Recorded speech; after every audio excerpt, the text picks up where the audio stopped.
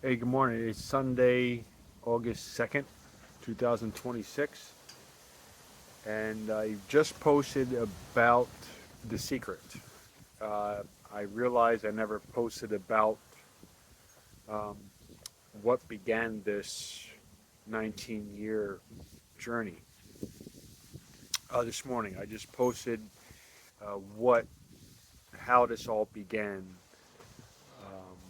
Um, knowing that something was seriously wrong for the first 4 years of my son's, well, after our breakup to 2007, uh, knowing that there's serious problems with him and her um, from 2003 to 2007,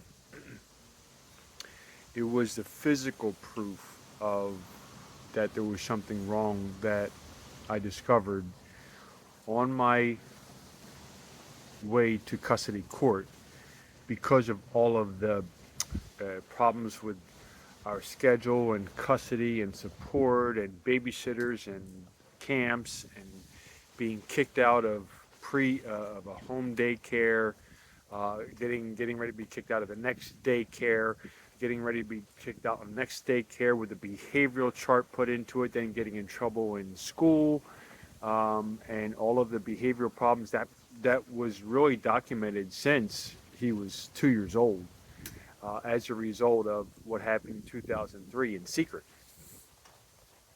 So I made the phone call to child abuse hotline when I found that, which is what they encourage you to do, and I did so, and made a full report, gave them all of our information, all of our socials, all of our addresses, all of our phone numbers, all of our ages, all of our birth dates, all of our uh, what was going on at the time, and then I come across this thing which I didn't know about at the time. I did not know what. All I know is I read it, I cried. So I'm going through all of his documents, and I find this one, and I read that, and I start to cry because I'm like wondering, how did I not know what was going on with my own child that I was fighting for the first 4 years of his life, 5 years, and come to realize that all of that frustration, aggravation was um, her inability to parent was so obvious. It was known to the child care provider, Discovery Daycare, where he was in the home care, and then the next uh, Chesterbrook Academy, and then it was to Kids Care um, and all of his camps. Everybody knew there was a problem with Josh. There was this problem with Josh. Everybody had a problem with Josh. And that was known up until 2007. So when I called, there was already a lot of mystery going on with Josh to that point. Um, a lot of confusion in and out, and she couldn't make up her mind. And I was in his life, out of his life, in his life, out of his life, and she just made everything just so difficult. Everything difficult. Like she said, please move down to Yardley, so move closer to help Josh.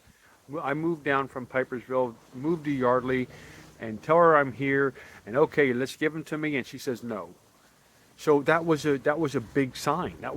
I moved from Pipersville with my buddy Jerry uh, to Yardley uh, with my buddy Matt, and then knowing that she said this to me and it was conveyed to all of them that she asked me to move closer, and I do, and as soon as I do and have his own bedroom and have everything he finally needs after all these years, uh, and not giving me back my 50,000 and kicking me out and doing all this other stuff, I, I finally have a bedroom for him of his own, which didn't mean he didn't have anything of his own before that, but this is he's 5'6" now. So I accommodated her. And once I accommodated her, she rescinded it and took it back, and it made me fight for doing what she said she wanted me to do was to move closer to help him. But once I got closer, she made that into a fight. So here I am preparing to go to custody court because she can't, because she lied about everything.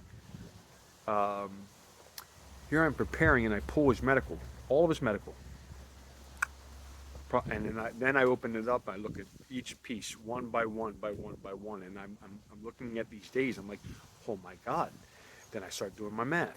56 times within 5 years he went there, 42 sick visits, and that doesn't raise an alarm with anybody. That was really frustrating. And all of his medical documents says no allergies. However, when I got him tested in 2010 or 11, he's documented allergies that the doctor misdiagnosed. She misdiagnosed him because nobody actually gave him an allergy test to know that he had been suffering for those 10 years. But 2007, I find out that why I cried was because I knew that whatever I was reading at the time, with my ignorance, this was before Google, this is before social media, this is before, 2007 is when YouTube came out. Didn't think about doing anything. Started to write about it. But making that phone call to Child Abuse Hotline, I was giving them everything that I knew about and wanted to help for Josh. So that's what began my investigative journey. What I didn't know at the time is they were taking a blanket response of no, we're not going to get involved with this, and you're on your own. And that's when I began to write.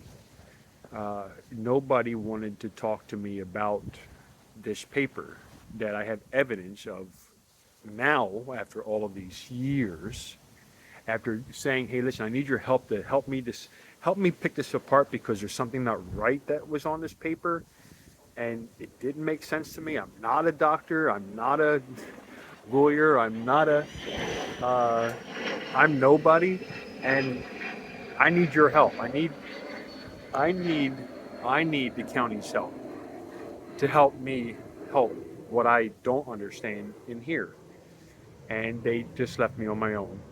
Um, so it's a good thing that Harrisburg has a copy of that phone call, because Bucks County has vehemently denied that phone call to my face.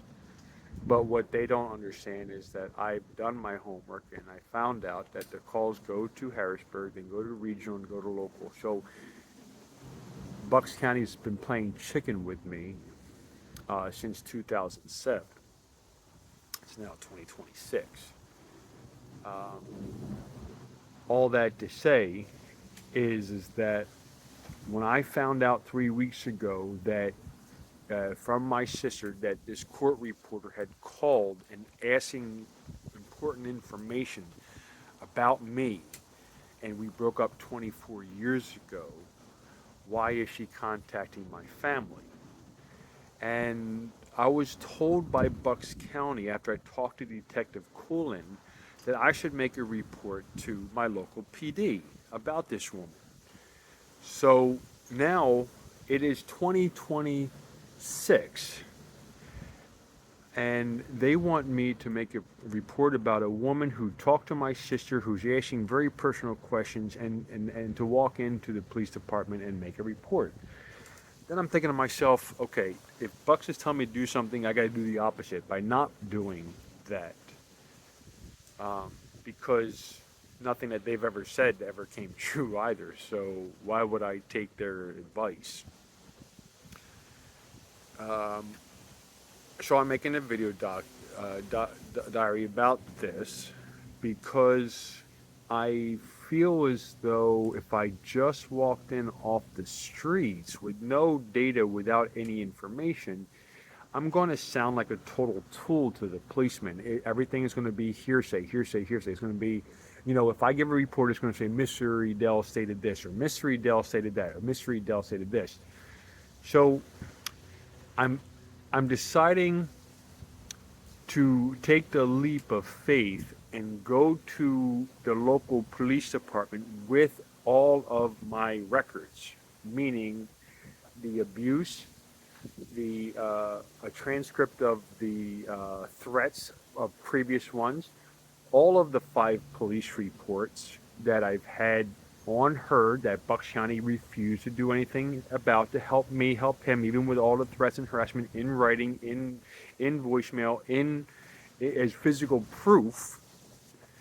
Wrap all of that, and then walk into the police station, and I can lay out here's why um, these threats are imminent. So, um, and because she has a past history. So if Bucks County has all of the documentation of me going to them and they have refused simultaneously from everything, um, the Department of Aging hasn't called back, the Child Services hasn't called back, police haven't called back, the DA called, nobody's called back, the judges, the administrators, the people that I've contacted, they've never called back. So why do they want me to give this information to a different state? Which really, I was taken back by going and making the police report. But then I realized that my sister would have to be involved, and she told me I don't want anything to do with this, which is weird because she's the one who told me that that this woman asked specific personal information about my whereabouts and my doings and my goings on just a month or so ago. So did I run to the police department after Bucks County told me, the detective told me I should do that? I got a phone call from Bucks County, I think the next week, and they said that I was a victim. That was the voicemail that was said that I was in fact a victim, and because I reported to Bucks County, I guess they flagged it in the system, and then I got a response from the victim um, response unit saying that I was, and I have the voicemail, I was a victim of this of this woman. It, which thank you for the voicemail, but then when I called back, they didn't know if it was about my um, they didn't know if it was about the criminal charges they brought against me that they're referring to or something new. So it was something new that they were responding about. But then, like I said, when I called, they said, "Well, um, I don't know why we made this phone call, but we did. So we recommend whatever the detective said to do was is to go to your local police department and make a statement, make a report." Now, I realize I'm only 87 miles away from there, which is an hour and a half. It wouldn't take long for someone to get from Yardley or from Bucks County to where I'm at now in Atlantic County, because I used to drive it all the time to come see my mom and my sister and my family, my niece and my nephews. Um, but I was a little weary about, taking that step and going into them without having the evidence, because I realized what it would look like in person if I went without any evidence. Um, so I'm going to print out all of my court documents, all of um, the police reports that they did on me, saying when I was charged criminally by them, with facts of the case, for both times I was arrested, trying to just talk to my son. Um, and I would need to take all of the other police records when I called them saying, "Hey, listen, I'm being harassed and she's making accusations and she's calling me a pedophile or she's calling me a self-admitted pedophile." Um, and, and I have the tape and I have the recording of it here. Let me give it to you. So I'll bring a transcript of that. I will package all of this up for them so that when I go there, I'm going to go there with all of the ammunition. That states the actual cause for this. Is that what Bucks County is hoping that I do? That I involve another state or another county in their business? Is that what they're telling me to do? That they don't want to do it on their own, but they want somebody else to do it? After all these years, when they could have just done that from the jump in 2007, all they had to do was call Montgomery, Philadelphia, Berks, um, Sullivan, Bradford counties and say, hey, listen, can you take care of this phone call that we got about this child? But they said no.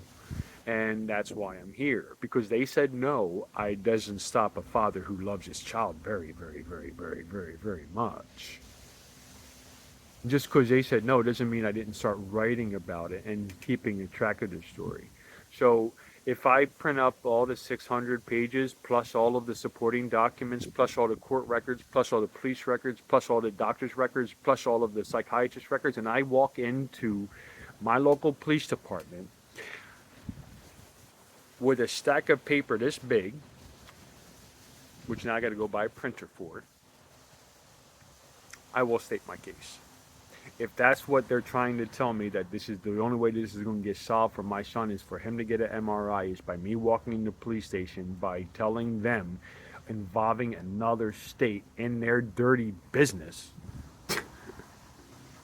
joke, then I'll do it. So I'll buy a printer. I will have my case ready. I will print out what I have to print out and walk in there and make a formal complaint about a Bucks County court reporter who Bucks County themselves has systematically refused to investigate from 2007, 2003, but 2007. Let's just call it that. Harrisburg has the phone call. It was made to the 1-800 child line number. Uh, Harrisburg keeps records of these things. They do have that data.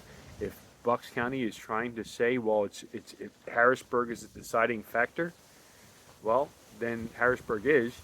But here's the other problem. Knowing the fact that I did give them all that important, valuable data, and they were to come back and Harrisburg said, sorry, we don't have a record of your call, then my question to them is, well, then who did I call? If I use your 1-800 number, then you have the child line, and the person answers the phone child line, and they take my social, my address, my phone number, my email address, hers, and Josh's. Who are they? Incompetent? Are they? Are, are, is their system foolproof?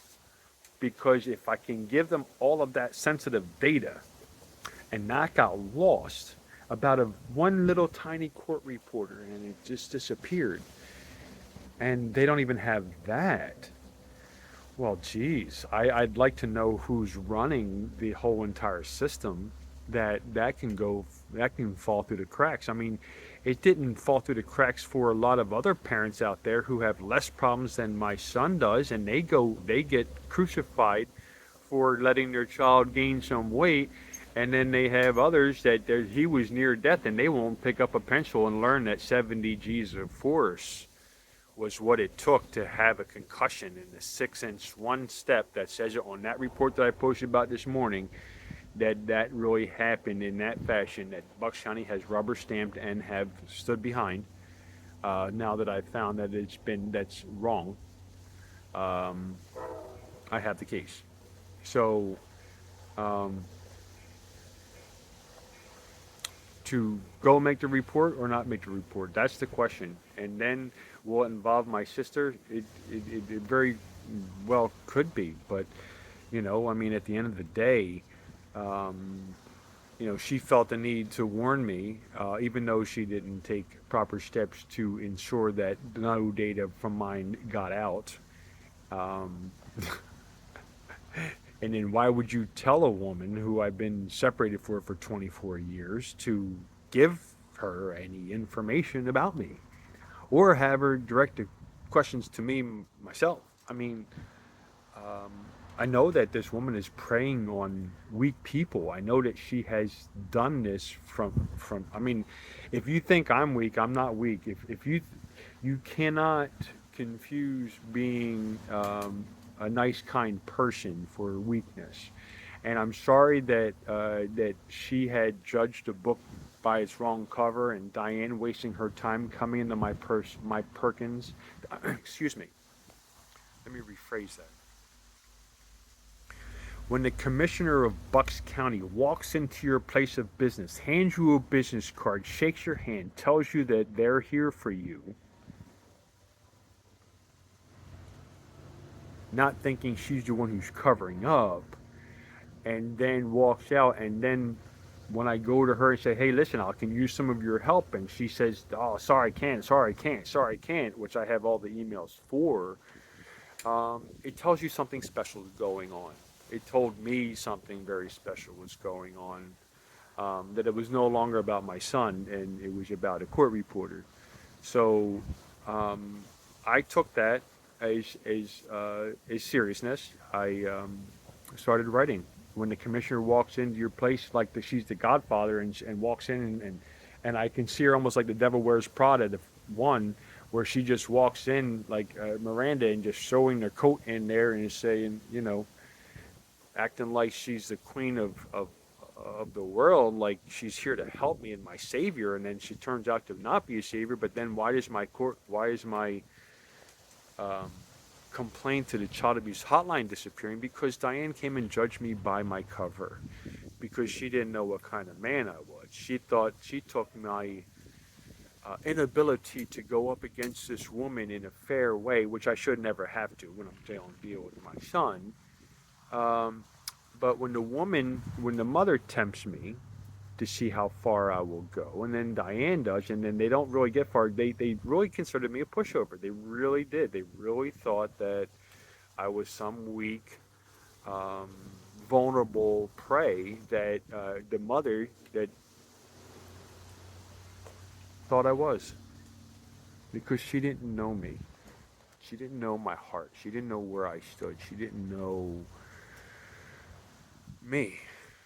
And she thought she could prey on me and get away with it, and prey on Josh and get away with it, and prey on doctors and get away with it, and prey on teachers and get away with it, and prey on psychologists, because the common theme with this woman is what she says is true. She believes lies in her head.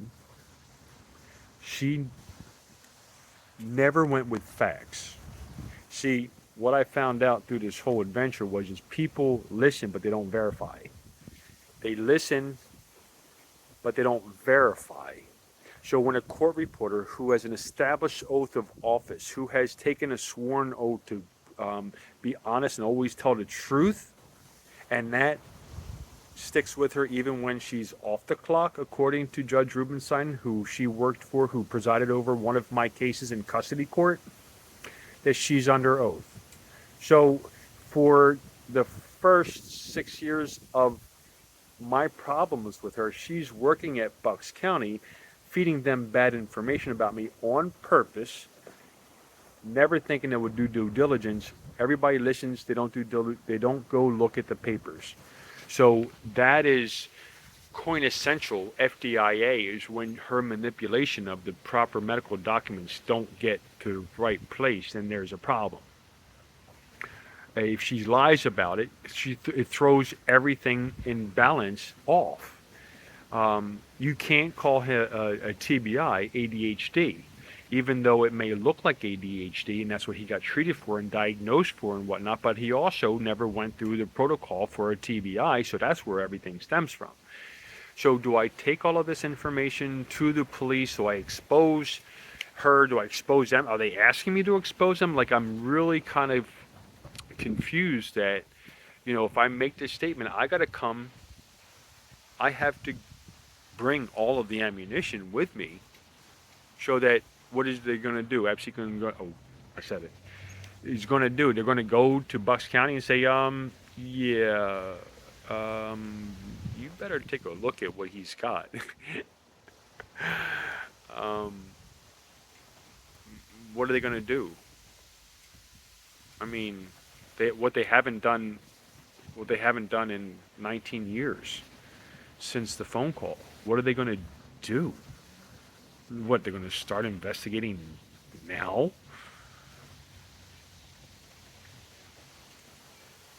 Well, if that's what Bucks County is encouraging me to do, allow me the time to get. I'm videoing this just for documentation's sake, but let me start gathering all of that data so I can walk in and make a complaint about a woman that Bucks County has refused to investigate for 19 years, that I, for fact, possibly longer, because I believe the doctor did call and report the child abuse at TBI. The day he was lifeless on the ground, he was unconscious. He took a fall from one step, which is really, what turns out to be really like 7 or 8 feet. I'll say 10 feet. Let's say 14. I don't know. She had two stories. There could be a lot that could come down for him to hit his head. But don't lie and say it's happened on one step and then think that I'm gullible, that the doctor's gullible. I'm not gullible. I mean, yeah, it took me 19 years to figure it out, but hey, you know what the end of the day is? End of the day is that my son finally gets and he can live a good life and gets an MRI and sees a neurologist and gets him help. Well, then I've done my job. But don't ever judge a book by its cover. I don't appreciate that.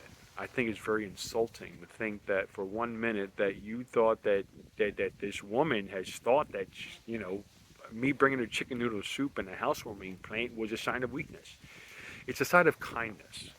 But don't underestimate somebody's kindness for the strength that they have that you don't know about. That doesn't make it something that's an anomaly. It makes it something that's really true. Is that you just can't just look at me and say, well, he's he's slow, or he has mental health issues, or the fact that I've been able to stay as calm as I've been for 19 years going through that. That's a testimony not to me. That's his work in me.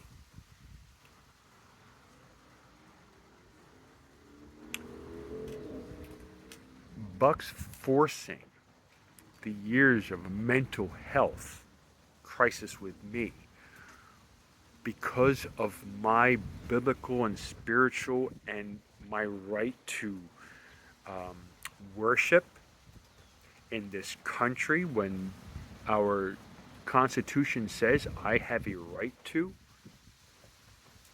freedom of worship. That's not a crime. Just because it may be foreign to them, it's not foreign to me and those who believe in God's word.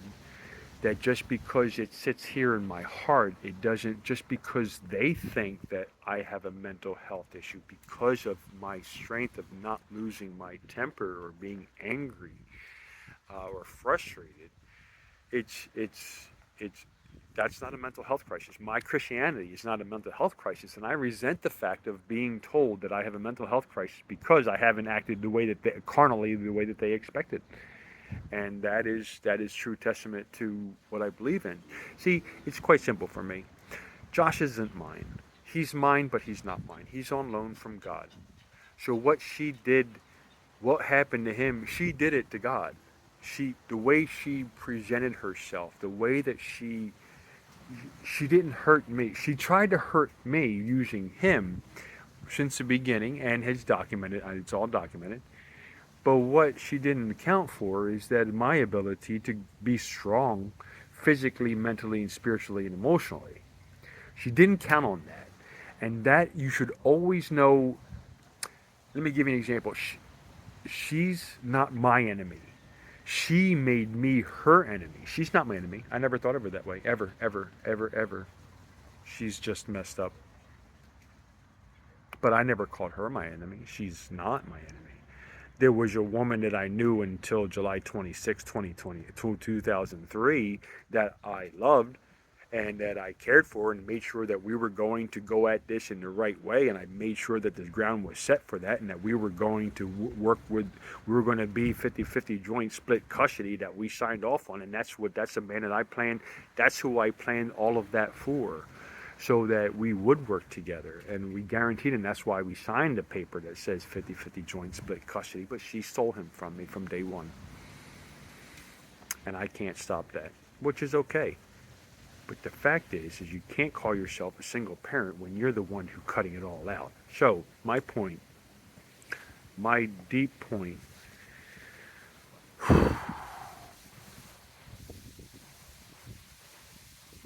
I gotta buy a printer. If that means I have to go at this with another state, I will. I'll do whatever I gotta do for him.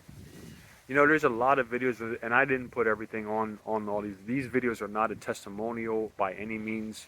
There's a lot of important things that I will not go on camera for to talk about because of the sensitivity and the pure.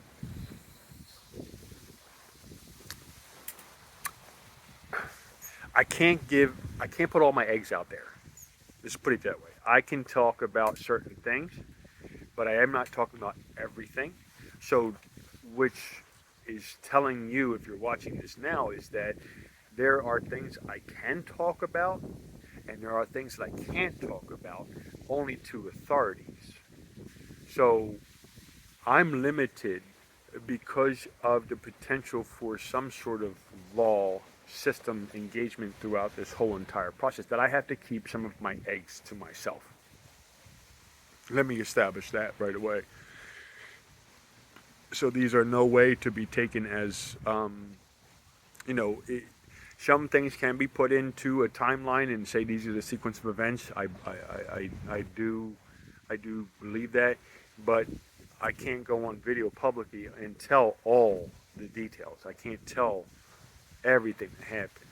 So some things have to be held back for myself in the event that we do go in front of um, uh, a judge because of this at some point. So I have to keep uh, some things private just in case this does go to that next step. Can't be I can't be guilty of putting this all out there and then having people find out about it and then finding out that they can't use anything that I've said in court because they're public. But I'm guaranteeing that there is data that has not been talked about through my videos or through this series that would I wouldn't put this whole case in jeopardy over trying to talk about it. So I've got to keep that in perspective as well. And as far as witnesses go, I mean, my previous job at Odette's in 2003 or 4 when I started there in New Hope, I was introduced to a great family, the Barbone family, and the servers that I worked with there when I was managing the place. Um, that was kind of like my first stop after we broke up. I went from making 100,000 a year a couple years in a row to making 12,000 or so. So at Perkins, I had Odette's. Then I worked at a few other places, but then I got into other restaurant facets. But the people I've worked with throughout the years, there's not one person that knows this whole entire story. There are bits and pieces of people that I've worked with or been engaged with or talked to throughout the years. And not even the people that I've known for many years, they don't even know the whole entire story. Not even my mom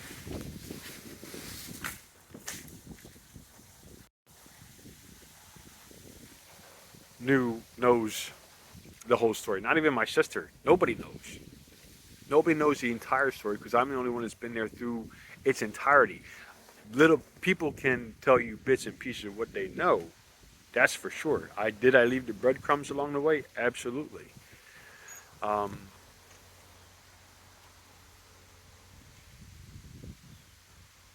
but not one person knows this whole story. And to be totally honest, there's stuff that I've gone through that I don't even know what I've gone through.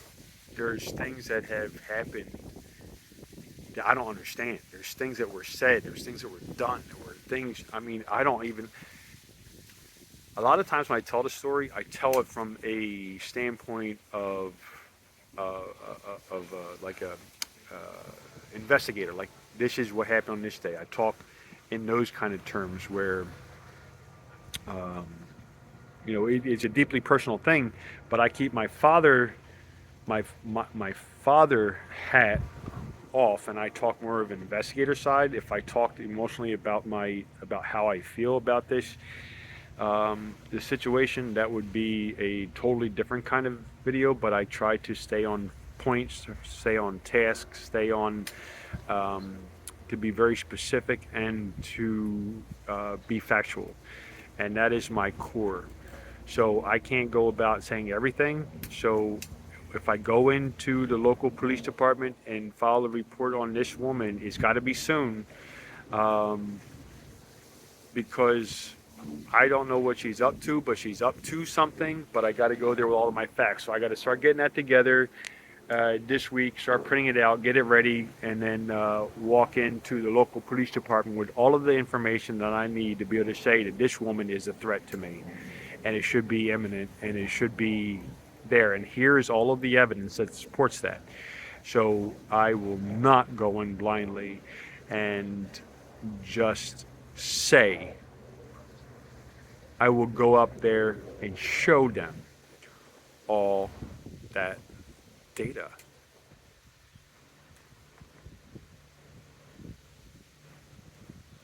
And then I need some help finishing this book. So I need somebody to go into my diary and make sure it reads correctly.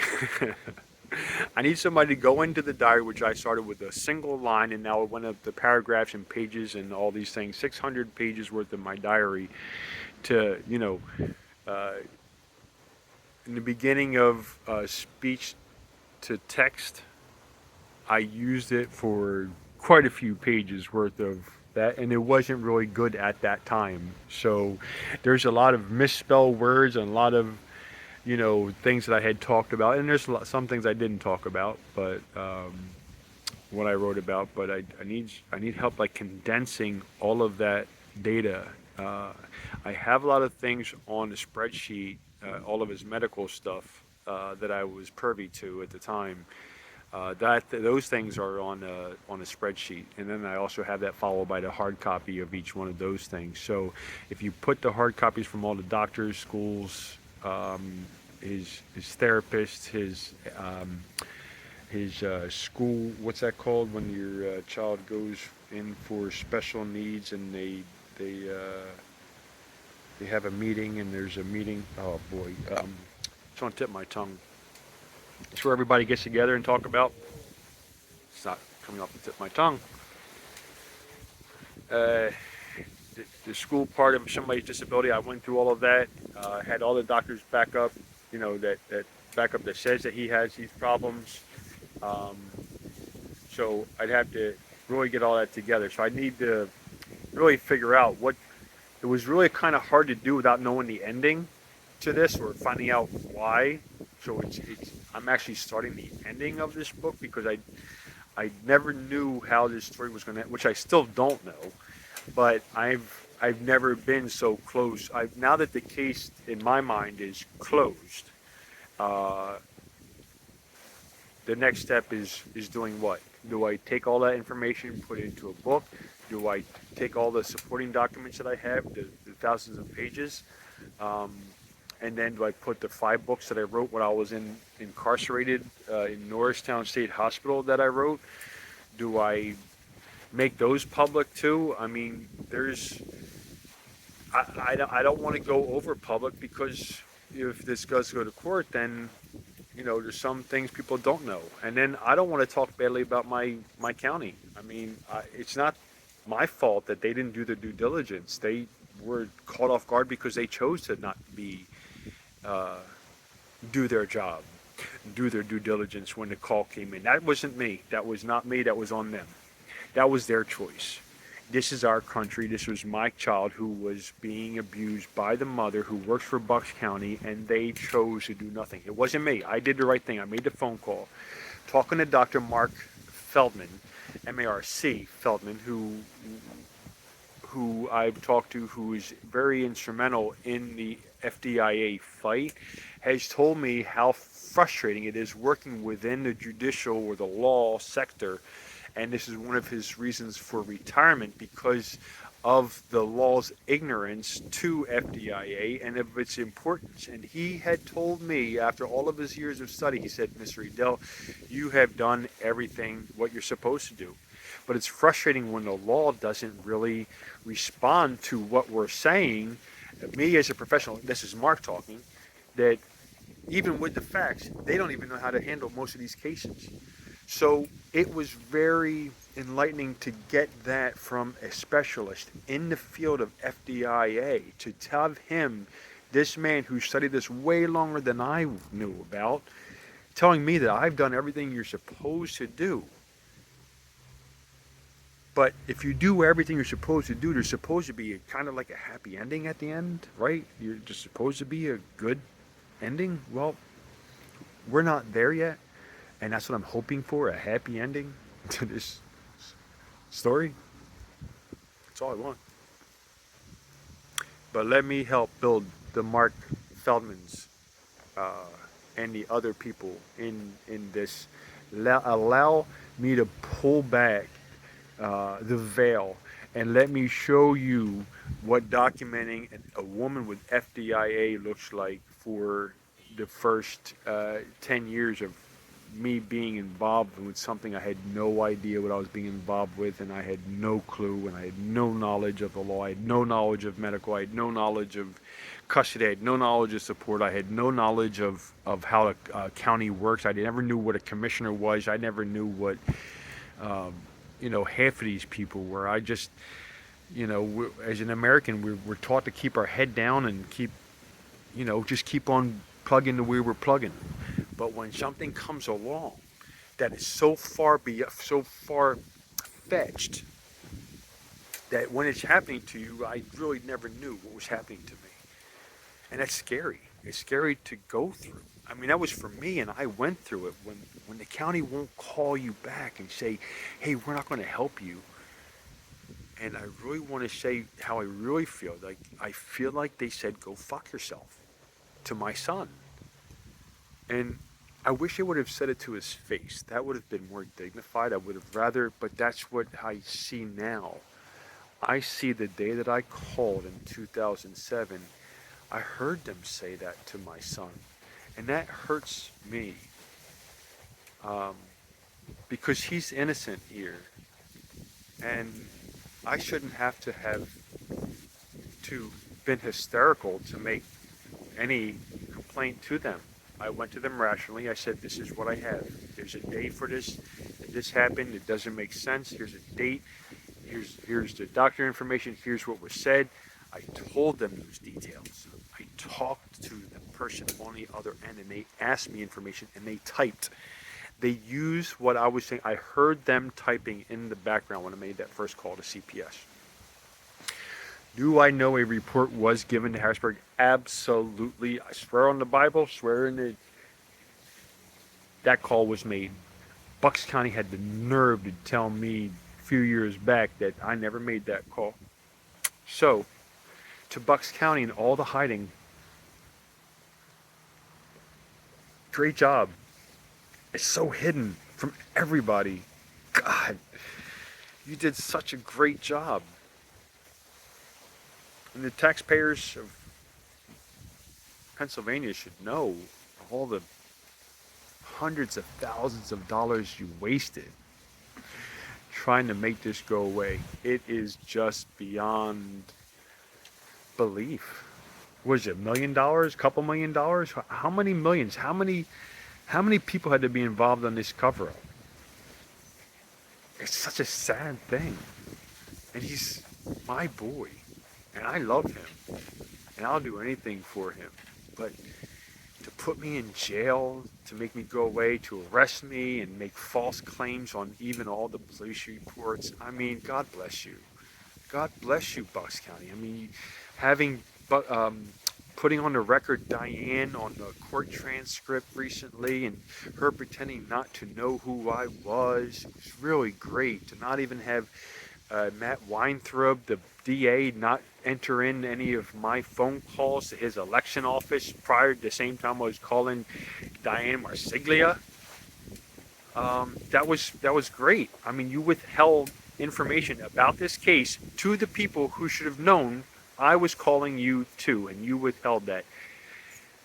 Sometimes it's not what you do or not what you do, but Matthew Weintraub has many, many phone calls from me trying to get him to help me, and that never made it on the official court record, which he was the DA at the time of Bucks County, and he didn't even report my phone calls to him, and that never made on the court record. So, you know, you can't always lead a horse to water and make them drink. I understand that. But with Bucks County, it all points to the same thing. They've never changed their tune. They're right. I'm wrong. But I'm not trying to be right. I'm just trying to help my son. And as far as I'm concerned, that's what Bucks County's job is to do. They have a courthouse in Bucks County that says this is where your law and these are where your problems come for our local district. And I did that. I made the phone call to Harrisburg, and the call went from there to the regional center to Bucks County, and they said, no, we're not going to do this. We stand by this court reporter, no matter what. I said, okay. Well, you stand behind the court reporter. I'm going to stand beside my son, and he's going to be my son, myself, and my God. And then we're going to go through all this together. And then somehow, we're going to see what happens. Because I didn't go through this alone. And I never would. I couldn't have gone through it alone.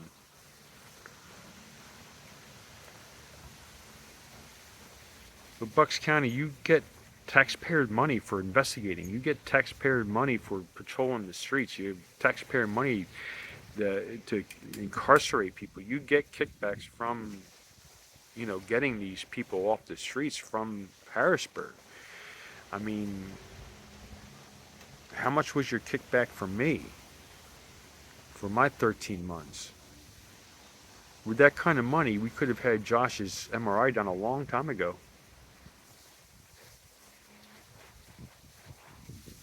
I mean, if Bucks County in Pennsylvania, Ed Rendell was the governor back then, and my son's TBI never made the statistics for TBIs because it was done by a private doctor before electronic age in 2003. But my son never made the statistics for that. We didn't get to learn from this situation yet. Having a mother like that do that, I don't think anybody would. Everybody I've talked to, nobody said that they would have ever not called 911.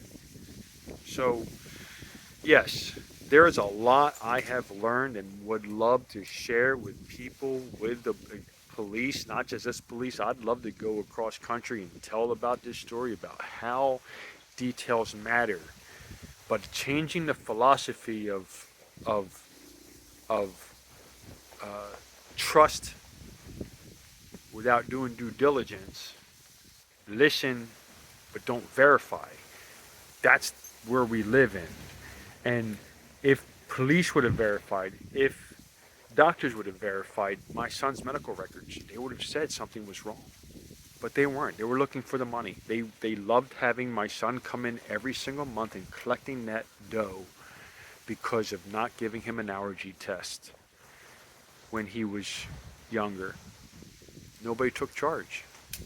And then when you let this woman say that he has seasonal allergies when he doesn't, when it's all on the following documents, it's wrong. But let's talk about what happened first. The most serious is the traumatic brain injury. Happened at 16 months old. Almost what? How many years to date? 2003 to now? So that's the most important of all of his medical things, to know exactly what his status is today. And that's what I hope for. So Bucks County, I don't know if you gave me good advice or bad advice for going to my local police department. I haven't yet discovered that, but I'm going to take your advice at some point, and I think I'm going to print out all of the information that I've given to you, and I'll bring it to them, and then we'll be able to let them deal with it.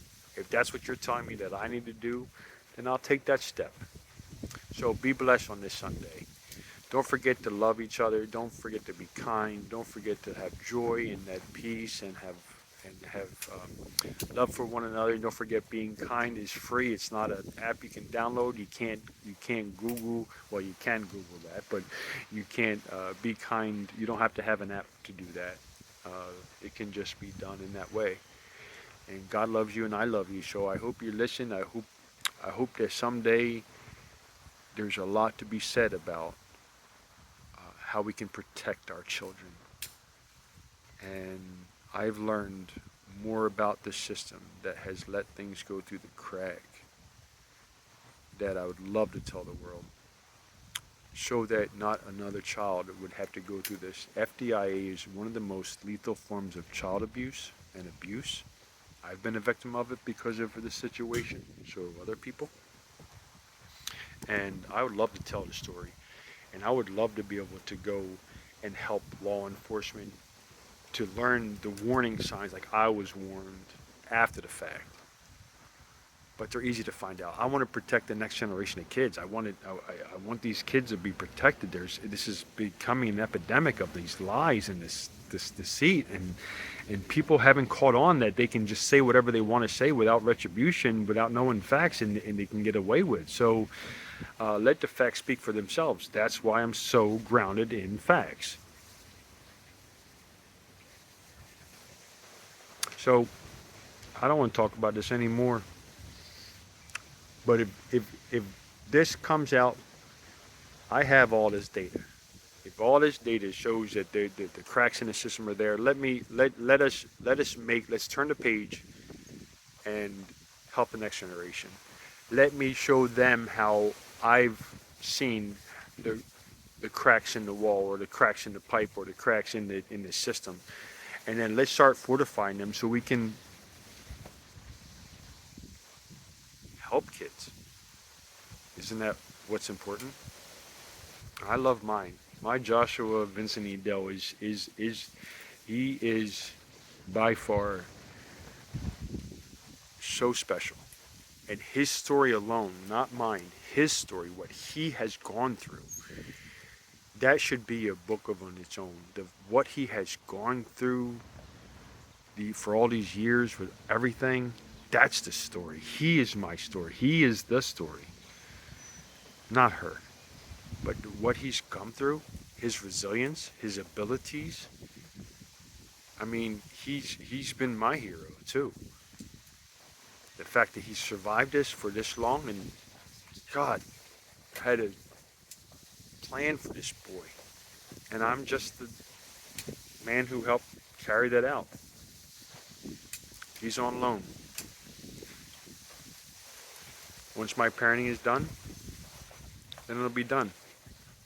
But right now I have a 24-year-old physical child who is a man, adult son, who is, according to doctors, 6 years younger than he is, makes him 18. Right? My 24-year-old son is according to the psychiatrist in the past, is 18 now. And if that tells you that he is not normal, if Bucks County has a hard time understanding this, I'll explain it to them, a little slower for them. But until I know that my son can get the help that he needs, I am not going to be, I'm going to stand in the way of helping him. And if Bucks is pissed off that this went down this way, this is on them. They had every opportunity. They had all the rope they needed. They chose this. So here's to the next step. Let's go make this happen. Let's believe that good things are going to happen out of this. I wrote Josh's Law years ago, wanted to enter that in the Pennsylvania system, Title 53, Article 21, about the child abuse and custody, where these things should never have happened. Thanks to them, they've taught me so much, and I've learned so much. You be blessed today. Don't forget to learn everything you can, because it's great learning so much stuff beyond your own comprehension, that you can, the amount of things you can learn on top of what you learn. I've always been a sponge. You be a sponge, and be blessed this Sunday.